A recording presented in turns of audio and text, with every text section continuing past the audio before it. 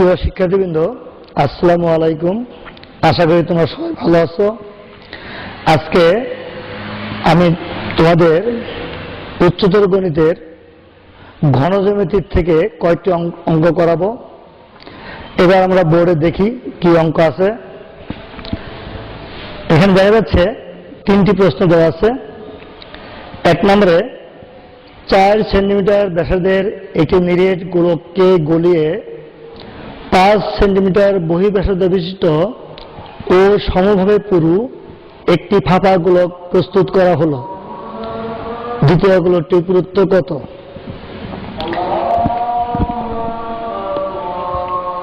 এবার বোর্ডে আসো। প্রথম যে গোলকটি আছে সেটা নিরেট। ধরো এইটা যদি প্রথম গোলক হয়, যার ব্যাসার্ধ আর 4 সেন্টিমিটার, এটাকে গলিয়ে আমরা নতুন একটি ফাঁপা গোলক তৈরি করেছি।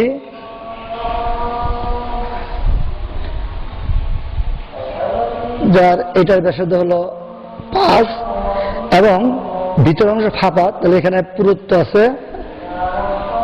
এখানে আরেকটি, এই অংশটা হলো ভিতরের ব্যাসার্ধ আর এইটুকু হলো পুরুত্ব। তাহলে ধরি নিরেট গোলকের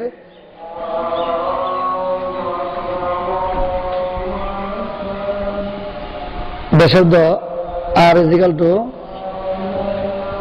4 সেন্টিমিটার এবং ফাঁপা গোলকের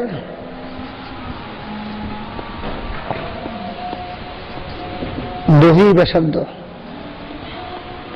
এটা R1 ধরলাম, is equal two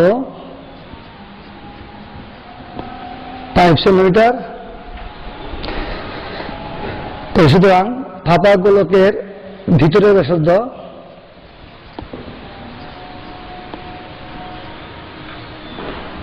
is equal two R2 centimetre.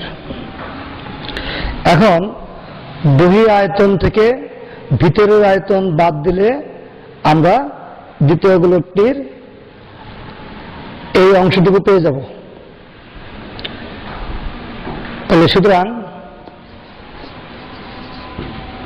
নিরেট গোলকের আয়তন ইজিক্যাল টু 4/3 পাই r³ ঘন সেন্টিমিটার।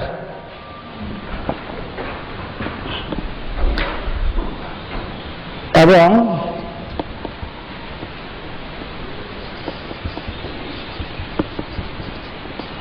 ফাঁপা গোলকের বহি আয়তন ইকুয়াল টু 4/3 পাই r1³ ঘন সেন্টিমিটার। ফাঁপা গোলকের ভিতরের আয়তন ইকুয়াল টু 4/3 পাই r2³ ঘন সেন্টিমিটার। এখন প্রশ্ন মতে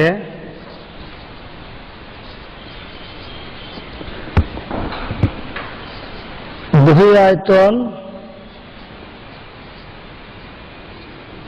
বিয়োগ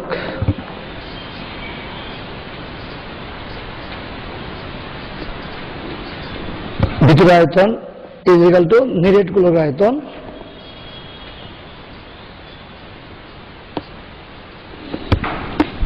এখন উভয় পক্ষেই দেখো 4/3 পাই আছে, আমরা 4/3 পাই সরিয়ে দেব।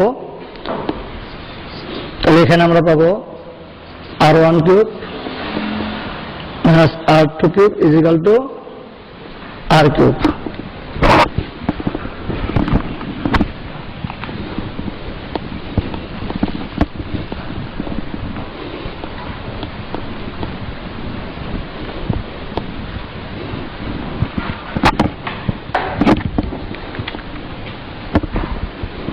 এখন আমরা মান বসাবো 5 cube minus 4 cube is equal two r cube. 5 cube হলো 125, 4 কিউব হলো 64 r কিউব, বা এখানে বিয়োগ করলে থাকে হলো 61 r কিউব, বা r কিউব ইকুয়াল টু 61। এখন এটাকে ঘনমূল করতে হবে, দুই পক্ষে ঘনমূল করতে হবে। এখন ঘনমূল করলে এখানে এই কিউব আর এটা চলে যাবে, তাহলে সুতরাং r ইকুয়াল টু এটা আসে 3.9365। তাহলে আমরা r এর মান বের করলাম। আমাকে চেয়েছে দ্বিতীয় গুলোটির পুরুত্ব কত, অর্থাৎ সুতরাং দ্বিতীয় গোলকটির পুরুত্ব যেগুলো এই 5 থেকে 3.9365 বিয়োগ করতে হবে। বিয়োগ করলে আমরা পাবো 1.063 এত সেন্টিমিটার। তাহলে অ্যান্সার হয়ে গেল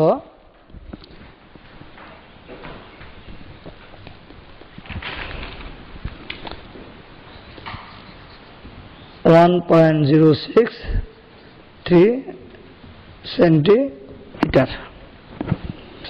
আমরা 1 নং অঙ্কটি করলাম। এবার আমরা 2 নং অঙ্কে আসি। একটি নিরেট লোহার গোলকের ব্যাসার্ধ 6 সেন্টিমিটার। এই গোলকের লোহা থেকে 8 সেন্টিমিটার দৈর্ঘ্য এবং 6 সেন্টিমিটার ব্যাসের কয়টি নিরেট সিলিন্ডার প্রস্তুত করা যাবে সেটা নির্ণয় করতে হবে। অর্থাৎ গোলকটাকে গলিয়ে আমরা এবার আকৃতি চেঞ্জ করব এবং সেটি হবে সিলিন্ডার।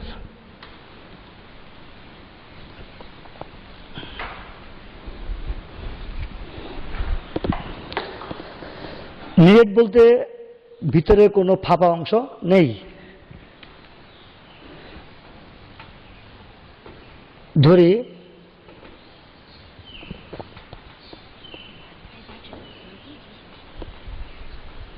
নিরেট গোলকের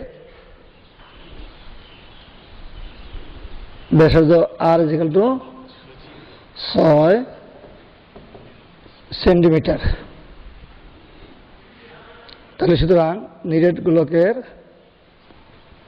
আয়তন equal to 4/3 pi r cube ঘন একক equal to 4/3 pi into 6 cube ঘন centimetre equal to 4 pi into 6 cube হলো 216 ভাগ 3 ঘন সেন্টিমিটার। এখানে আমরা যদি কাটি 3 7 21, 3 দুগুণে 6। এবার আমরা 4 দিয়ে গুণ করব, 4 দুগুণে 8 আর 4 7 28 এত ঘন সেন্টিমিটার। এখন এটাকে গলিয়ে আমরা বানাবো সিলিন্ডার। তাহলে আবার ধরি সিলিন্ডারের ব্যাস 2r1 ইকুয়াল টু 6 সেন্টিমিটার। তাহলে সুতরাং সিলিন্ডারের ব্যাসার্ধ r1 equal to 6/2 centimetre equal two 3 centimetre এবং সিলিন্ডারের উচ্চতা h ইকুয়াল টু 8 সেন্টিমিটার। তাহলে সুতরাং সিলিন্ডারের আয়তন ইকুয়াল টু পাই r1 স্কয়ার h ঘন একক ইকুয়াল টু পাই r1 এর মান হলো 3 ইন্টু 3 স্কয়ার, h এর মান হলো 8 এত ঘন 1 সেন্টিমিটার, ঘন সেন্টিমিটার। 3 থেকে 9, 8 নং 72 পাই ঘন সেন্টিমিটার। এটা হলো একটি সিলিন্ডারের আয়তন। আমাকে বলা হয়েছে কয়টি সিলিন্ডার প্রস্তুত করা যাবে। আমি ধরে নেব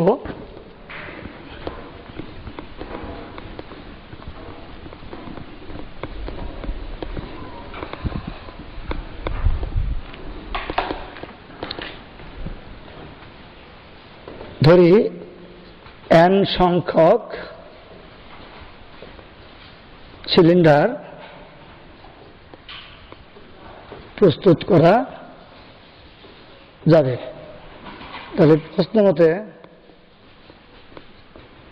একটি সিলিন্ডারের আয়তন যা হবে, n সংখ্যক সিলিন্ডার আয়তন বেশি হবে, তাহলে গুণ হবে n ইন্টু একটি সিলিন্ডারের আয়তন ইজিক্যাল টু গোলকের আয়তন,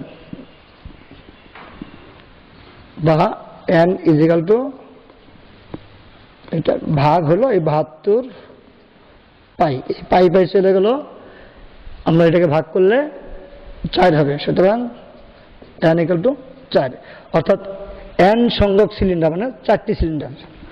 তাহলে আমরা লিখব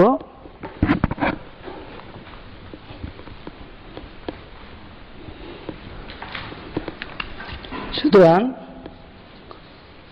4টি সিলিন্ডার প্রস্তুত করা যাবে। অ্যান্সার হলো 4টি। আমরা 2 নং অঙ্কটি সমাধান করলাম। এবার আমরা চলে যাব 3 নম্বরে। 3 নম্বর অঙ্কটা হলো কোনক আকৃতির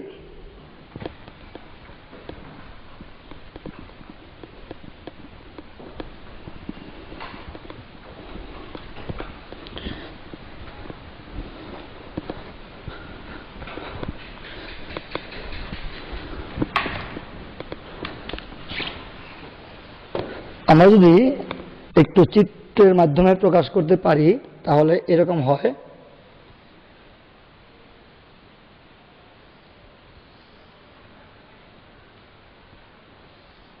এখানে এই জায়গাটা হলো তোমার 2000 বর্গমিটার, আর এইটা হলো h ইজিক্যাল টু 7.5 মিটার। এখন এই জায়গাটুকু ঘিরতে আমার এই যে এই ক্যানভাসটা, এই যে এই অংশটা বের করতে হবে। এই ক্যানভাস যে আমাকে তাঁবুটা তৈরি করতে হবে। তাহলে ধরি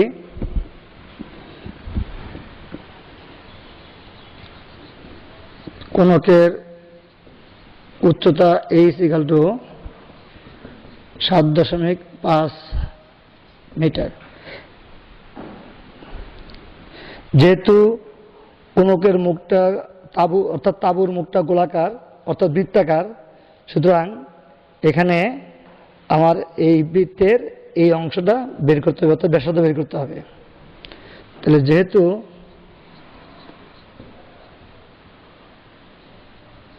কোনক আকারের তাঁবুটি দ্বারা এত বর্গ মিটার জমি ঘিরতে পারে, সুতরাং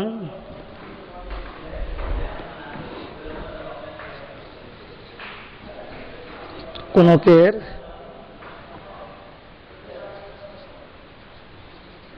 মুখের ক্ষেত্রফল ইজিক্যাল টু 2000 বর্গ মিটার। ধরি কোনকের ভূমির ব্যাসার্ধ ইজিক্যাল টু r মিটার, সুতরাং কোনকের ভূমির ক্ষেত্রফল ইজিক্যাল টু πr² বর্গ মিটার। প্রশ্ন মতে pi r square is equal to 2000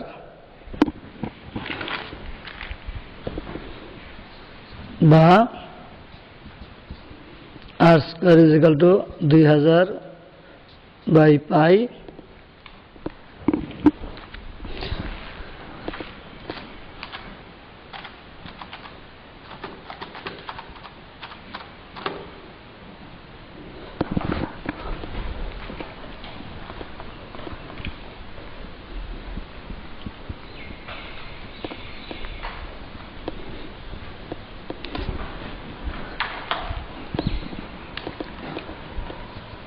বা আর স্কোয়ার ইকুয়াল টু এখানে পায়ের মান 3.1416 ভাগ করতে হবে। এবার ক্যালকুলেট করতে হবে। এখানে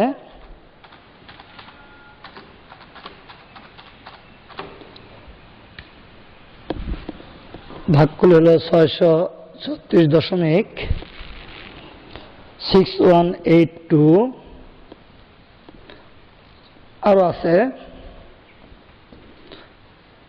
এবার বর্গমূল করতে হবে।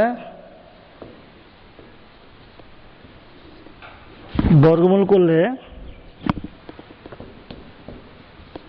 আমরা পাবো 25.23। আরো সংখ্যা আছে, অর্থাৎ আমরা 2 ঘর পর্যন্ত নিছি। তোমরা ক্যালকুলেটর ইউজ করবে। অর্থাৎ আমরা ভূমির ব্যাসার্ধ পেয়ে গেলাম। এখন আমাকে ক্যানভাস বের করতে হলে কোনকের বক্রতলের ক্ষেত্রফল বের করতে হবে, অর্থাৎ পৃষ্ঠতলের ক্ষেত্রফল বের করতে হবে।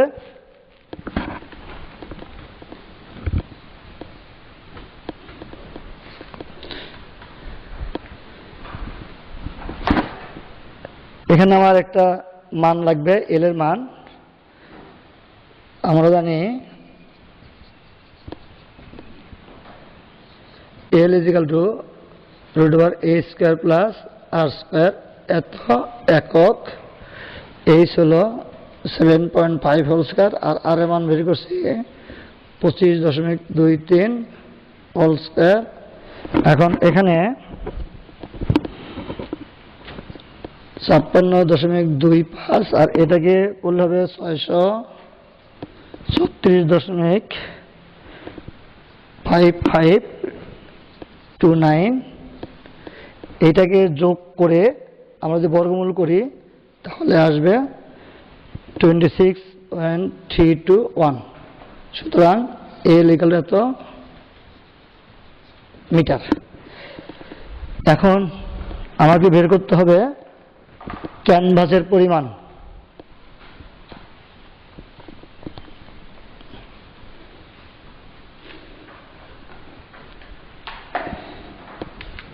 তাহলে সুতরাং ক্যানভাসের পরিমাণ ইজ ইকুয়াল টু কোন আকৃতির তাঁবুর পৃষ্ঠতলের ক্ষেত্রফল ইজ ইকুয়াল টু পাই আর এল বর্গ একক ইজ ইকুয়াল টু পায়ের মান 3.1416 ইন্টু আর এর মান বের করলাম হলো 25.23, এল এর মান হলো 26.321, এত বর্গ মিটার। এটাকে যদি আমি গুণ করি তাহলে দাঁড়ায় 2086.27, আর এত বর্গ মিটার প্রায়। তাহলে অ্যান্সার দশমিক এত বর্গ মিটার প্রায়। কারণ এই মানটা পুরোপুরি সঠিক না, এর আরো কিছু সংখ্যা ছিল আমরা বাদ দিয়েছি। তো শিক্ষার্থীরা, আমরা 3টি অঙ্ক সমাধান করলাম। এখন আশা করি তোমরা অঙ্কগুলো বুঝতে পেরেছ। এখন এই অঙ্কের আলোকে আমি কয়েকটি বাড়ির কাজ দিচ্ছি, তোমরা বাড়ির কাজগুলো খাতায় উঠিয়ে নাও।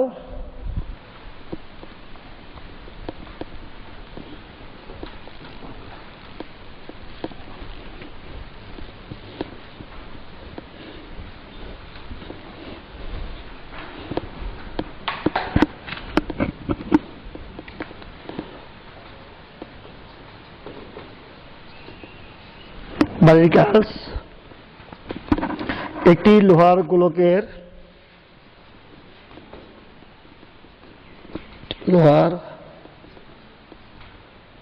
গোলকের ভিতরের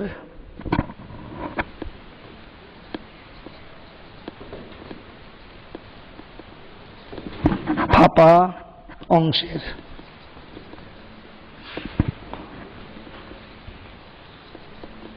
ব্যাসার্ধ 6.5 সেন্টিমিটার এবং লোহার ভেদ 2 সেন্টিমিটার। এটা হলো তোমার উদ্দীপক। এর আলোকে আমরা 3টি প্রশ্নের উত্তর করব। ক নং, গোলকের ভিতরের অংশের পৃষ্ঠতলের ক্ষেত্রফল। পৃষ্ঠতলের ক্ষেত্রফল এবং আয়তন নির্ণয় করো।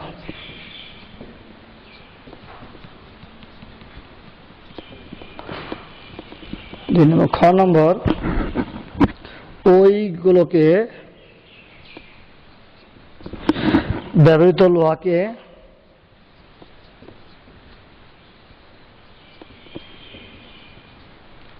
গলিয়ে একটি নিরেট গোলকে পরিণত করা হলো।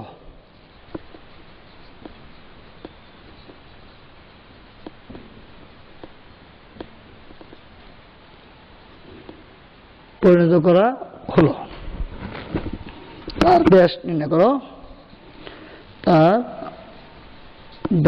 নির্ণয় করো। গ নম্বর হলো, গোলকটি যদি একটি সিলিন্ডার আকৃতির বাক্সে ঠিকভাবে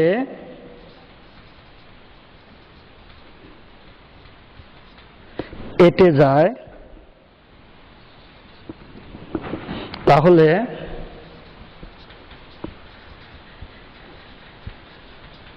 বাক্সটির অনধিকৃত অংশের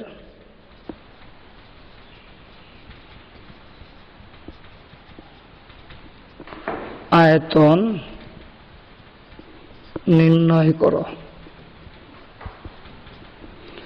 এটা 4 নম্বর, এটা 2 নম্বর। অর্থাৎ এটা সৃজনশীল প্রশ্ন দেওয়া হলো। তোমরা ভালো করে খাতায় লিখে নিয়েছো। এবার ভালো করে খাতায় করবে। করতে গিয়ে যদি কোনো সমস্যা দেখা দেয় তাহলে আমার সাথে যোগাযোগ করবে। আমি সমস্যাগুলো সমাধান করার চেষ্টা করব। আরেকটি বিশেষ কথা, এখন এই ক্রান্তিকাল সময়ের মধ্যে তোমরা সবাই ঘরে থাকবে, নিরাপদ থাকবে, সুস্থ থাকবে, এই প্রত্যাশায় শেষ করছি। ধন্যবাদ।